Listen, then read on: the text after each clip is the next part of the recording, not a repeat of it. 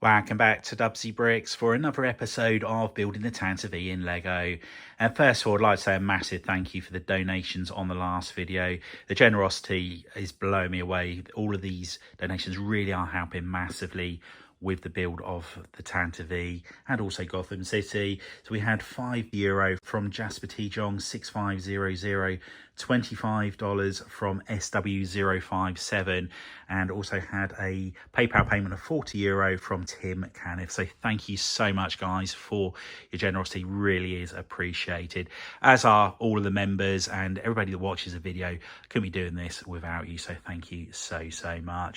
There was also a comment on the last video saying, is there a reason you don't read IV as 4? Which I replied, IV is all I've ever seen it as. On the Lego sets, they put IV as opposed to 4, as well as on Wikipedia. And it was only when I was reading through all of the comments that I realised what I'd done wrong and how I'd misread the question. And Alden Perkins 819 actually pointed out that when I'm saying Tantive V, I'm actually just pronouncing the word Tantive, and then I realised what they were getting at, that they thought, or I believe they think, that when I'm saying that a V at the end of it, that I'm referring to the IV on the end, which is obviously not the case. And if you Google the word how is Tantive pronounced or Tantive V pronounced on there, it breaks it down for you. And I'll put that on screen now. So yeah, I'm not pronouncing the IV on the end as it is the Tantive V4. That's apparently the correct way of pronouncing it. It always used to be the Blockade Runner when I was a kid, and then I don't know when it came in, it was called the Tantive or Tantive as I used to call it. But yeah, that is how it is. So sorry for all the confusion there, which I probably caused by the way I had answered that question. In the last update, I was working on the engine sections here, and we got as far as we could with the parts that we had available to us. And we've got less than 2 months now to get this all completed. Now today, Sunday, I'm going to Dublin. I'm taking my wife up to the airport. I've got an opportunity to go to both the Lego stores. So I'm going to pop in there and see if we can get all of the parts that we need for the engines, the engine mounts, and any other structural parts of the build that we think we're going to need. I need to know what parts to order in from lego.com as soon as possible, as I need to have a chance of them arriving before September to enable me to get this all completed. So those donations have come at the perfect time. So yeah, thank you so much. Anyway, what I've got to do now, just try and calculate roughly how many plates we're going to need, how many jumper plates I think I'm going to need, and snot bricks and things like that, and keep everything crossed that they have it at the Lego store. And that was a successful trip to Dublin. We managed to get 6 boxes from the Powerball in Blanchardstown and a further 3 from Grafton Street. And the customer service was fantastic. Before I started packing the boxes in Blanchardstown, they asked what I was after. And there was a couple of parts that weren't on their menu, so they kindly phoned through to Grafton Street to check if they had them, which they did. And then that's why I went down and visited the second store. And yeah, the customer service there was also amazing. Now, one thing I was not able to get, which was a little bit disappointing, was the 6x8 plates in white. And I was a little bit concerned about the edges of plates showing, which I'm not going to be tiling over. So I did pick up these 3x3 white plates, and I've got 4 stacks of those here. There's 57 in a stack, so I've got a couple of hundred of those, so hopefully that's going to do the trick.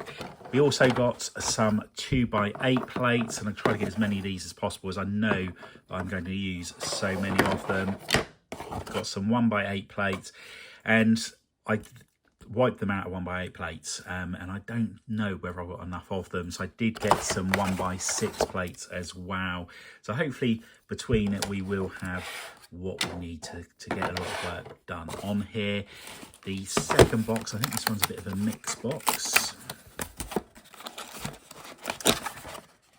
Oh no, this one we had some 8x8 plates. I thought these would do as a pretty good substitute for the 6x8 white plates, because if I'm covering over, it doesn't matter really. And again, I wiped them out of those, and as you can see, I just filled the end in with all of the other plates. We've got some 1x8s, 2x6s, more 3x3s, and then some snot bricks on the end to finish it off. And we did get a couple of rows of the 2x1 snot bricks in green. And again, I'm just a little bit concerned I didn't get enough snot bricks. Some 2x6 plates, and then just to fill the gaps in, there was 1 odd tile, a 2x10, and again some 1x8 plates there.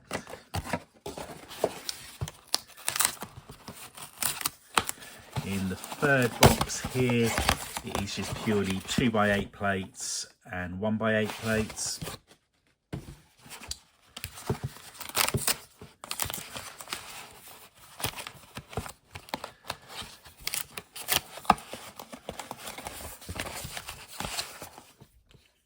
In the fourth box here, we have got some 6x8 plates in the nougat colour. So hopefully, again, we have got enough of these. I wiped them out of these. They did have some more in the blue of the 6x8 plates. However, because I was going to Grafton Street, I thought I'll wait to go down there in case they had a different colour, because I didn't really want to have blue as the filler plate, which I'm tiling over the top of. In case I put a grill piece or something you can see through, I don't mind seeing that colour behind, but I didn't particularly want to see the blue. But unfortunately, they didn't have any large plate at all in Grafton Street. So yeah, that was a little bit disappointing. And then again, just to fill the box up, we got some more 2x8s and 1x8 plates.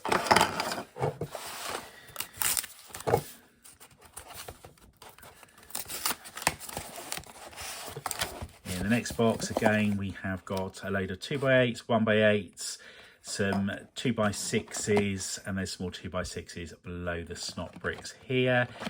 And again, I wiped them out of the 2x8 plates as well, so they're all gone in the blue. And then the final box, again, I think this was 2x8 plates. Yeah, we've got some more 2x8 plates, some 6x8s, and some more snot bricks. And then inside here, we've got some 2x6 and some 1x6 plates. Okay, so that's what we got from the Blanchardstown. We put it through as 2 transactions, and that enabled us to get 2 gift with purchases. So the manager kindly did that for me. And again, this is going to be really handy just for the white pieces. I'm sure that these will come in very, very handy on the Tantive IV. And this is the haul that we got from the Grafton Street store. So again, because we spent over €40, we got the GWP. And in this box here, we have got some more 2x8 plates, and we got some 4x6s. So although we weren't able to get the 6x8s, I thought the light bluish grey in 4x6 will do just as good a job. And then in the bottom of the box here, we have got some 1x6 and a load of 1x12 white bricks. And this is one of the reasons I wanted to go to Dublin, was this part here. There's a lot of work that I need to do on the engines that require this piece here. So I did get quite a few of those. And in the next box, again, we have got the 2x8s, and these are all the 3x1 jump plates. And originally I had just poured all of these in here, and then the girl at the till said, how come you're not stacking those? And I thought, that's a really good question. And then she actually started helping me to stack them, bless her. And then when she had to go and change her role for the next hour, and then the next girl came along and she started helping as well. So that was great. So it was much appreciated, the help that I received at the Grafton Street Lego store. And then in this box here, we have got more of the 1x12s, and I was hoping to get an entire box of these, but yeah, this was all they had, so there was no more available for me. And then again, we've got a row, this goes all the way to the bottom of the jumper plates, and then we've got these 2x8 bricks, 2x8 plates here as well. But the 1x12 is a really awkward brick to maximise in a box, because you can't rotate around this way because it's too wide for the box, and you can't put 2 rows of these next to each other because it's one stud too long. So that is the maximum you'll be able to get in any box, unless you sort of like don't maximise the space in there, basically. But so yeah, very happy with that haul, and that's going to enable us to get a lot of work done on the structure of the Tantive IV. And here we have 3 sections of the Tantive IV pushed down to one end of the table so we can work on the engine section. And I did just have a real worrying moment where I looked at the size of this, I looked at the door, and I thought, it's not going to fit. And that's the narrowest point of it. And I went and got the tape measure, because this looks bigger than the door frame. And the door frame is, when the door's open, the gap is, I think, 67, 68 centimetres approximately. And the width of this is 66. So had I made it just a couple of studs bigger, this would not have been going to a convention without me having to destroy parts of it to just get it out of the building. So yeah, that was a real worrying moment, but luckily it goes through. This bit's only 60 centimetres wide at the moment. This bit here, luckily it doesn't go back, so I'll be going through long ways with that. But I'm gonna have to take each section out of the Lego room and then put it into containers when I get it outside. So yeah, that was quite a worrying moment. Anyway, now that we know that it is going to fit, we can relax and get back to building this part here. First of all, I want to work on the top engine mount, and once I've done that, I'll then start working on the panels to get that all covered over. And fingers crossed, once we've got the paneling, one of these on the other side, we'll be able to find out whether or not it pulls the bottom corner up there, because that was sagging on the last update. But I'm pretty confident that, I'm hopeful, should I say, that this is all going to be good.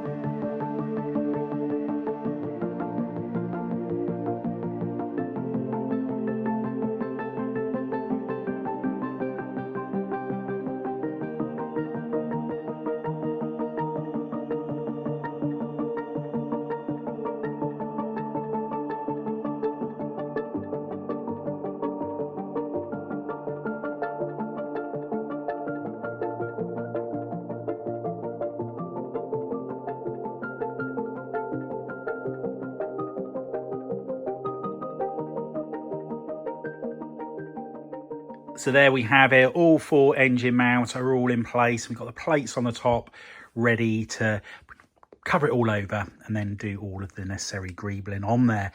Now, the one problem I have got is this overhangs here by 3 studs from here. So you've got 1, 2, 3 on there. So the 4th stud will be on here. So the 3x3 plates that I purchased at the Lego store, they're not going to be any good for this bit. So I do need 6x plates to go along here. And I think I've worked it out. I'm going to need 40 to do the top section here. So what I'm going to have to do, the panels that I've already made up down here or on the bottom section, I'm going to remove all of those and swap over any white 6x8 plates to either 4x6, 2 4x6s or the 6x8s as well.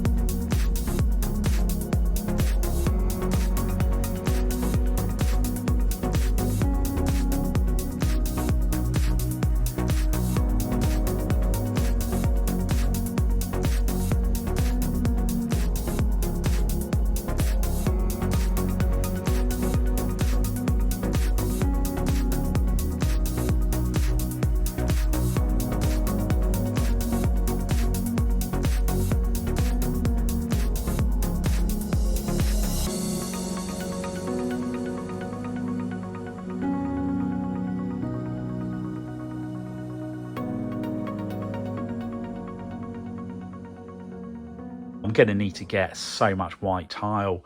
I've got nowhere near enough to cover what we've got to cover on this build here. So yeah, that's something we are going to have to purchase.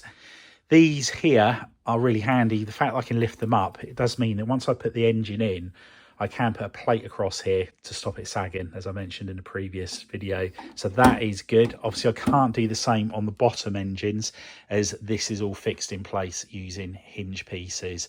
So what I need to do now is work on the bottom. As you can see, we've got the panels down here. I had to remove those as I needed the white plates. So I swapped them over with the nougat colour there. So I need to reattach those, and there's also some plating that needs to go on underneath. But I also need to sort this out here, and ideally I would tip this up onto its side and work on it that way. However, I don't want to risk breaking anything by moving it unnecessarily. So yeah, we're just going to have to work on our hands and knees and try and get up under there. So yeah, not really looking forward to this part that much, because I know how awkward it's going to be. Anyway, let's start attaching all those panels on there, and then we can make a start on covering those holes up. And here we have the start of the underneath, and it's going okay. This part here where the engine mount is, I think I brought it forward just a little bit too much on these bottom two engines, and it's interfering with this panel here. It doesn't matter too much because I can put greebling over it, so it will all be covered over eventually. But the one problem I have got is I've just realised I've started putting these plates on here, but they actually need to be white because you can see the edges of them. So again, this is something that I'm not going to be able to go any further with until I can get hold of some white plates. But the good thing is this is a part that's very, very easy for me to turn my attention to a lot further on down the line. But now we've got all of these engine mounts all sorted. Let's put the mock with all 4 sections together and see how it looks. And there we have it. For the first time ever, all 11 engines are attached to the Tantive V. And yeah, it's just so nice finally seeing them all together. One thing I am considering doing is putting some additional display stands on here from each engine, so it's almost like in a V shape, and I'll do that from that one to there, then there to there, and so on. It doesn't look like it needs it at the moment. There are no signs of it coming apart. It's not sagging. And even the top ones, as soon as I put those side panels on, again, it stopped the twisting that was happening, which I mentioned in the last update. But what I don't want to happen is after a period of time, all of a sudden an engine starts to drop down and things start to break. So it's better to be safe than sorry, and get that all sorted out straight away. Now this is the prototype of the engine at the moment, and this is what I want to be working on in the next update. I need to come up with a better design for it, and then I can work out which pieces I need to order in, and also find out if there's any way that I can save on any curved pieces on the inner engines just here, just to try and get the number of those curved pieces down if possible. What I do need to do is this flat edge here needs to be coming out this way by 1 more brick. And what I can also then do is there's a panel that goes on here. It's a rectangle and then it's got a curved end on there. And that will actually help with the sagging of the engine here. Now, the top ones are not a problem because, as I mentioned before, I can lift the panel up, put a plate in there, and that holds everything into place. But I can't do it on this bottom one. It's only a fraction there. It's just needs to come up to there. So that is something that hopefully putting the panel on will resolve that issue. But yeah, we've still got to put another so much on the back of the engine, the grey bit at the very end. And I would like to have lights in all 11 engines if possible. So that again is something that I need to work out how I'm going to go about doing so. Somebody did also suggest in the last update about having one engine with no cover on it at all, as if it's the workings of the engine. I think that would look absolutely amazing, but I just don't know whether or not I'm going to have time to do so. Whereas just replicating 11 of these, I think might be, although it's going to be an expensive option, it could be the best option for the time being. But when I step round to the front of the build here, it is just, yeah, it's so nice seeing the final shape of the engines. Just waiting now to do my favourite part, which is all of the greebling, the tiling, making it look like the polished, finished look. Very similar to what you see just here. Now, with the parts we got from the Lego store the other day, I've run out of so many of the pieces that I got from there. We've used pretty much all of the 6x8 plates and the 8x8 plates. And one other thing as well, which I'm now very, very low on, are these hinge pieces just here. Where I've used them on this section as well, I'm getting very, very low on them, and I think I'm going to have to order in a fair few of those as well, because I've got to use a whole load on the engines back here. So as you can see, they're used all over the place on here, so there's quite a few in there. So I just need to calculate how many I'm actually going to need, see how many I've got left in my collection, and then get those ordered in. Anyway, that's all we have time for. Hope you've enjoyed the update. If you have, please remember to give us a big thumbs up. If you haven't already done so, please consider subscribing to the channel. Hit the notification bell so you don't miss any future content on the channel. And if you know anybody else you think would be interested in building Tantive IV and Lego, if you could share the channel with them, it'd be much appreciated. Anyway, thanks for stopping by. Till the next time, bye for now.